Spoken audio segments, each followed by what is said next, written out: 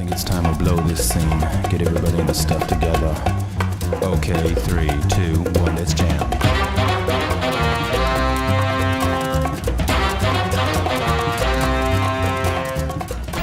Salut à tous et bienvenue dans ce second épisode de Fenêtre sur Diorama.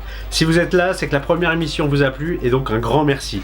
Ou alors, c'est que vous vous êtes perdu. Restez quand même, hein, soyez sympas. Allez, on va commencer tout de suite avec les rubriques habituelles et en fin d'émission, il y aura une nouvelle rubrique qui sera là de temps en temps, notamment ici pour présenter un nouveau collectif qui s'est créé et qui vend des stands. Oui, qui vend des stands et je vais en parler.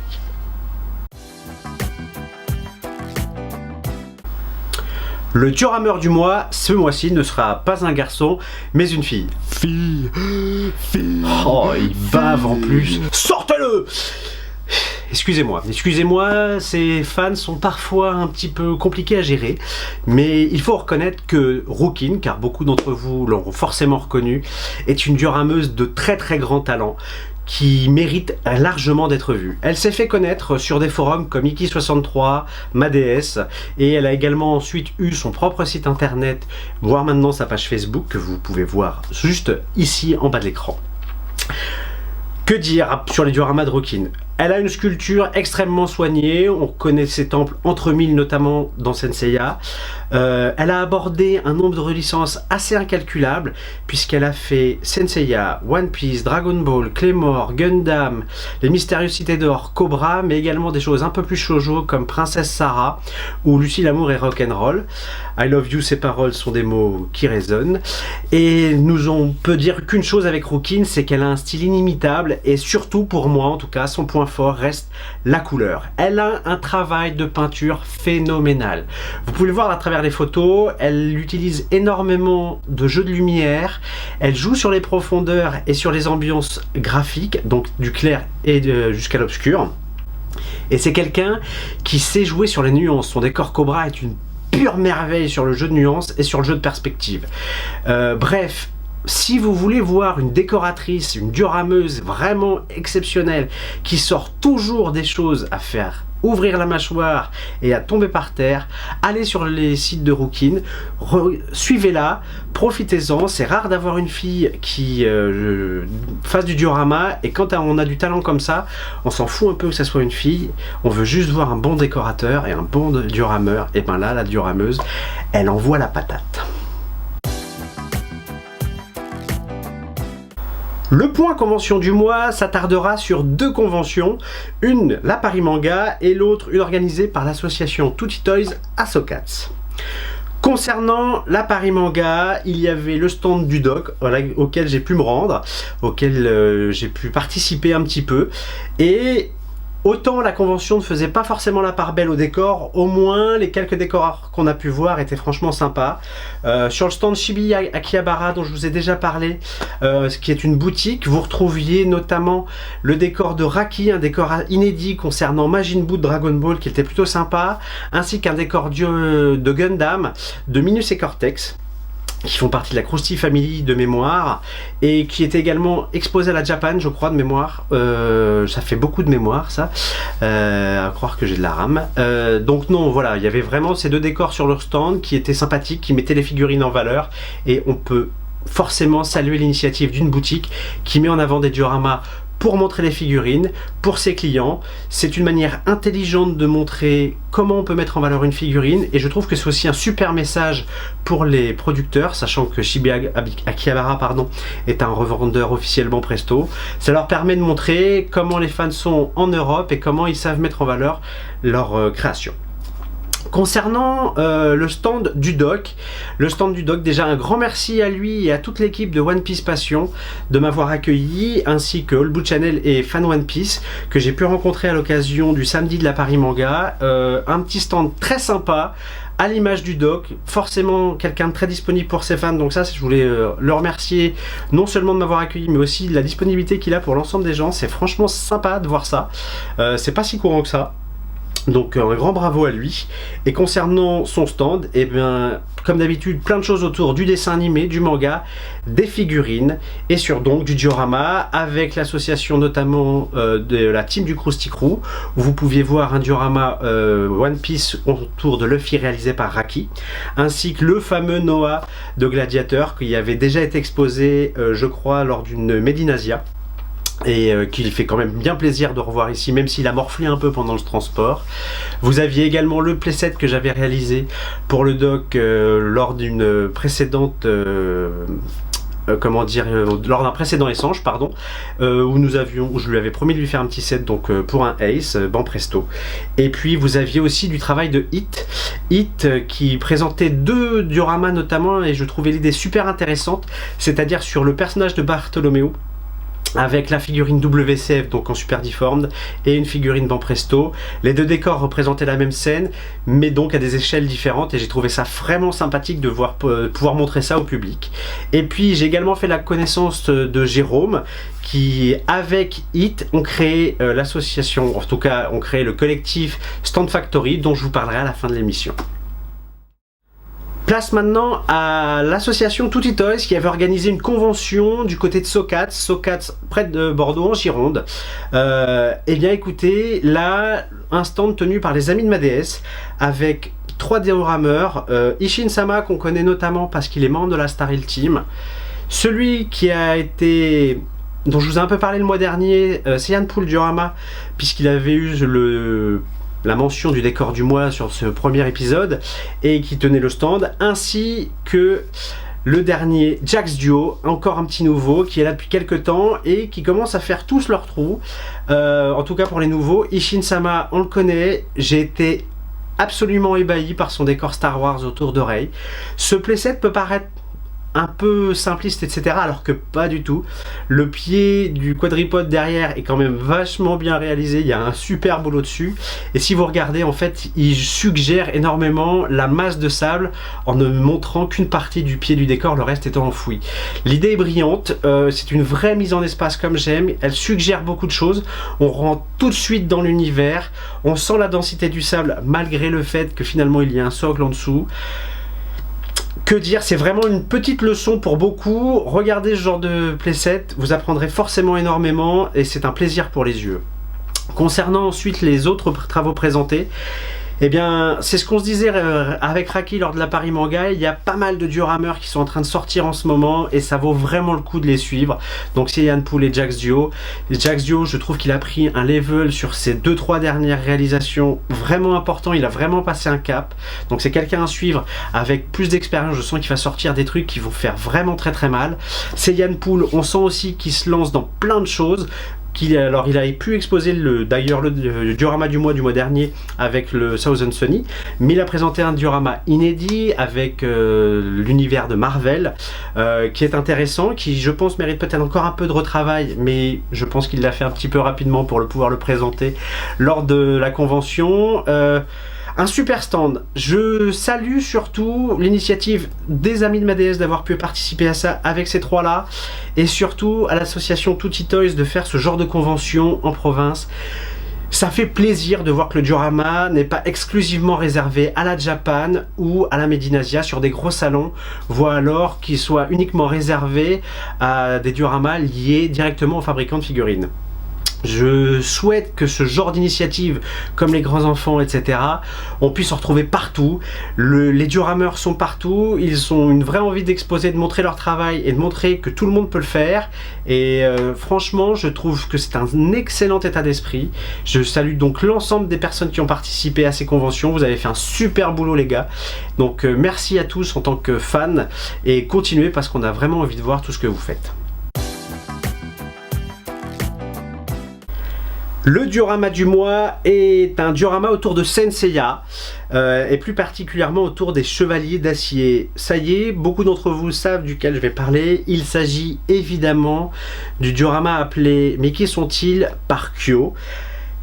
Décorateur qu'on ne présente plus, issu à la base du forum MaDS, qui continue maintenant sur Facebook à montrer l'ensemble de ses créations.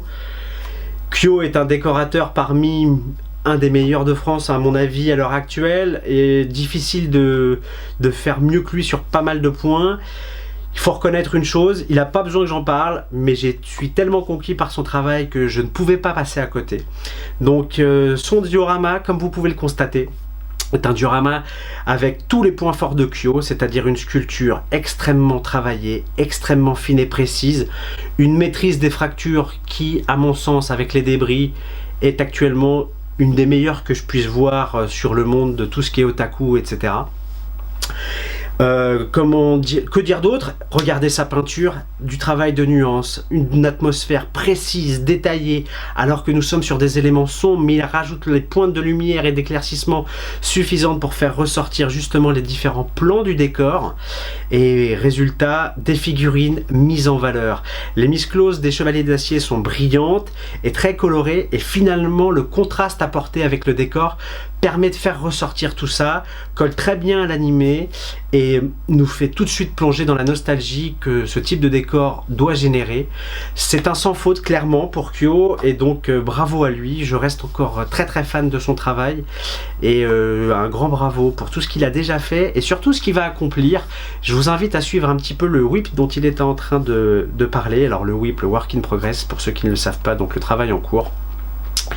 Et je pense c'est une commande qu'il prend, et à mon avis ça va envoyer du très très lourd. Déjà que pour lui il en sort toujours des belles choses, mais alors quand il prend commande, je sais qu'il met un point d'honneur à travailler et à sortir des choses magnifiques, et surtout à maîtriser des choses nouvelles. Donc suivez-le, c'est un décorateur de très très grand talent. L'astuce du mois. Ah, je sais que c'est une rubrique qui a bien plu le mois dernier avec le premier épisode. Alors là, certains, notamment les diorameurs un petit peu expérimentés ou qui se lancent et qui ont un peu de bouteille, vont se dire que je me fous un peu de votre gueule. Pas du tout, je le fais surtout pour ceux qui veulent se lancer et qui veulent vraiment commencer le diorama. Donc c'est vraiment pour les débutants. L'idée en fait va être de prendre votre figurine. Ça va s'adapter un petit peu avec la règle des tiers dont on parlait. L'idée, c'est finalement la mise en espace de votre décor, la manière dont il va être agencé, généralement doit être dictée par, à mon sens, deux choses. En première, la figurine, et deuxièmement, l'endroit où il va être exposé. En effet, je m'explique. Quand je commence un décor à titre perso, je réfléchis d'abord à l'endroit où je vais exposer le décor. Une fois que je vais exposer le décor, je sais quel type de figurine je vais pouvoir mettre. Comme vous pouvez le voir avec la figurine de Monsieur Satan, au vu de la position de la figurine, de cette sculpture, je vais plutôt avoir tendance à mettre la figurine en hauteur et sur le côté droit quand on regarde une étagère, de façon à faire vraiment donner un impact et un dynamisme à l'ensemble. C'est la figurine qui doit amener la mise en espace. Faites attention aussi pour tout ce qui est action figure, donc là des figurines que vous pouvez bouger. Pensez vraiment à vos positionnements avant. Une fois que vous avez le positionnement, vous connaissez la place au sol, ce qui vous permet de poser les éléments, parce qu'une figurine avec la place au sol, c'est ça qui va vous permettre de donner éventuellement de la hauteur. Je pense par exemple à Monsieur Satan ou à toutes les choses qu'on peut faire. Alors Monsieur Satan, c'est également Hercule pour la version française de Dragon Ball Z. Mais voilà, c'est vraiment, prenez le temps de poser votre action figure ou de prendre votre figurine et de bien voir l'espace qu'elle prend, l'espace qu'elle occupe au sol. Car avec ce positionnement au sol et en mettant la règle des tiers, donc pour donner du dynamisme à l'ensemble, vous avez déjà une première lecture de votre décor, et le fait de savoir où vous allez exposer votre diorama vous permettra également de continuer à travailler la structure. On l'a déjà abordé sur internet, un diorama généralement ne doit pas être frontal, en tout cas quand c'était pas ce que j'appelle un diorama d'exposition, c'est-à-dire si vous mettez 12 miscloses, oui vous pouvez faire un diorama frontal. Quand vous mettez une, deux voire trois figurines, mieux vaut mettre généralement un décor dans les entre 25 et 45 degrés d'angle, de façon à créer un léger dynamisme. C'était pas une astuce extraordinaire, je rassure tout le monde, j'en ferai un petit peu plus poussé pour les prochains épisodes, mais là je voulais vraiment m'adresser à ceux qui veulent se lancer. Fenêtre sur diorama, c'est quand même avant tout l'idée de parler à tout le monde et aussi aux débutants qui j'espère deviendront des diorameurs confirmés. Pour la dernière rubrique de l'émission, je vais vous parler d'une initiative donc de Jérôme et de Hit du Krusty Crew qui se sont associés pour créer Stand Factory.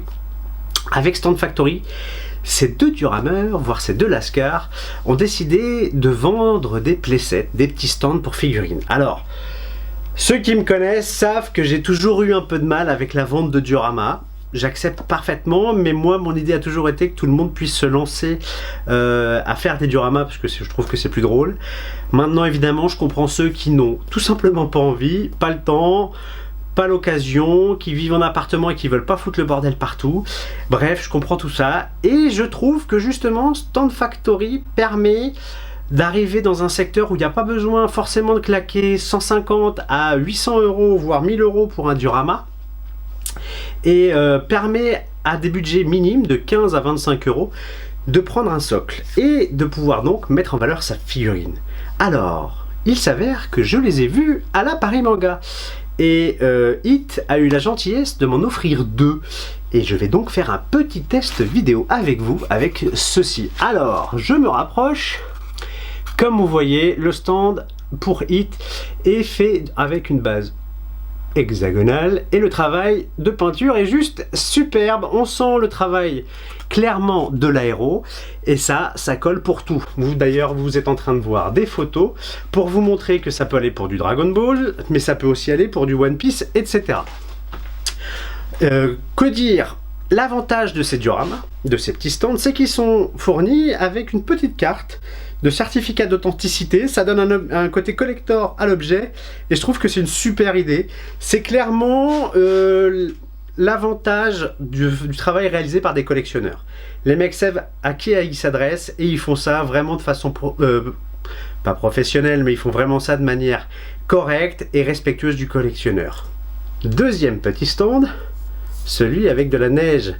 Celui-ci est juste superbe.